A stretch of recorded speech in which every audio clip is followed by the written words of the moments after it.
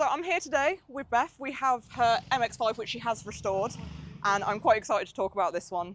So, how long have you owned this? About 4 years now. 4 years? Yeah. And what was it like when you had it?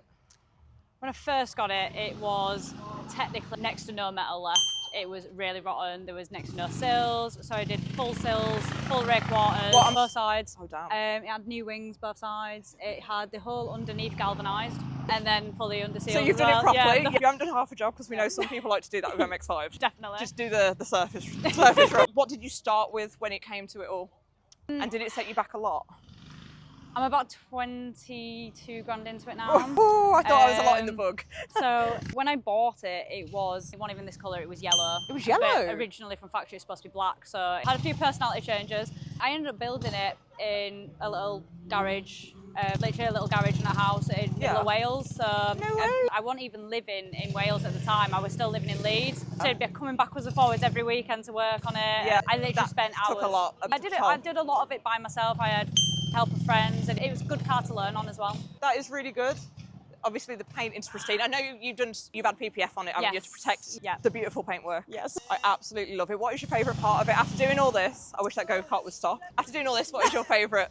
It's so hard to choose. Probably the exhaust. Personally, it's a bit of a mix. It's not just one brand setup. So it's got a 421 manifold from the Motorsport setup from MX-5 parts. Okay. And then it's got full welded pipe, which I did myself through the centre, so No it's way. decattered. So, don't we love it when girls actually work on their cars themselves? I'm guilty of not working on my car. And then it's got a Powerflow back box, which I absolutely love. You know what, Powerflow? Yeah, I used to have Powerflow all the time in my car. It's just a nice tone, because if I want it to be quiet, if I want to just chill drive, I can. It's not like groaning. It sounds like it's making the effort when it is, which is nice. And then the exhaust tip on the back, which is basically like a homemade Jap cannon, which I did myself as well. But I don't know, I think it's just because I did a lot of it myself, and a lot of it's a mix of other little bits that I've made into one.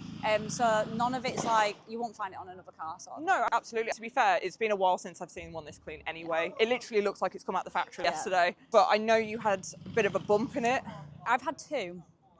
So when I first got it on the road, about 2 months after, I was on the way to the DAS Society show when they first started doing that. No way. And I slipped on diesel on the roundabout, and this is when I had an open diff. She actually did.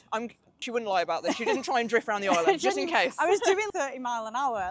I was coming off the roundabout. I wasn't even on the roundabout when I slipped. Oh, no way. And I was going to straighten up, and the back end went to correct it, over-corrected, and it snapped on me and spun to the other side of the road.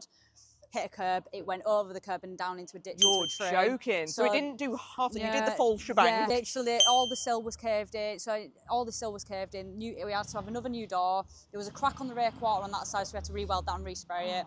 Mate. Rear bumper was cracked, and then there's a little dent on the boot, which I keep there for now, because it's like, it was my first crash. It's quite sentimental, but I am going to get a new boot at some point. But it's nice that despite all that, you didn't just throw it away. No, I won't give up on it. And then the crash that I did have, I was brake checked in the rain, and obviously these cars have no ABS. So you just slid. I skidded faster than what I was driving, which was scary. So the whole front end was smashed in, the bonnet was all curved up. I welded basically the full corner of that side all along, because it was all structural damage, so all that was welded in. And now she's looking like this again. So she is looking very pretty. What are your next plans for her then? So I actually currently have another engine sat in the back garden. What engine? Are we allowed to know? It is another 1.8. Okay. Because I like to keep it as Mazda as possible. As I OEM do love an engine swap. I do love people that put LSs in them. And of course, it's so exciting. but each to their own, isn't it? So I've got that. I'm going to do a full rebuild. So it's been my first ever engine rebuild. You're doing it all yourself? Yes. I respect that fully. And it's going to take, because that engine's fine in it, I'm not in any rush, so I'm going to take my time with it, and I'm going to put ITBs. So I'm not doing turbos, not doing supercharger, going ITBs. A little bit extra power, but they sound amazing. I respect that, I do. You doing anything different to the interior or anything? Interior, there's probably going to be bucket seats in it next year. Purely because I like the original levers, because you only get them in that edition, but they are starting to look their age.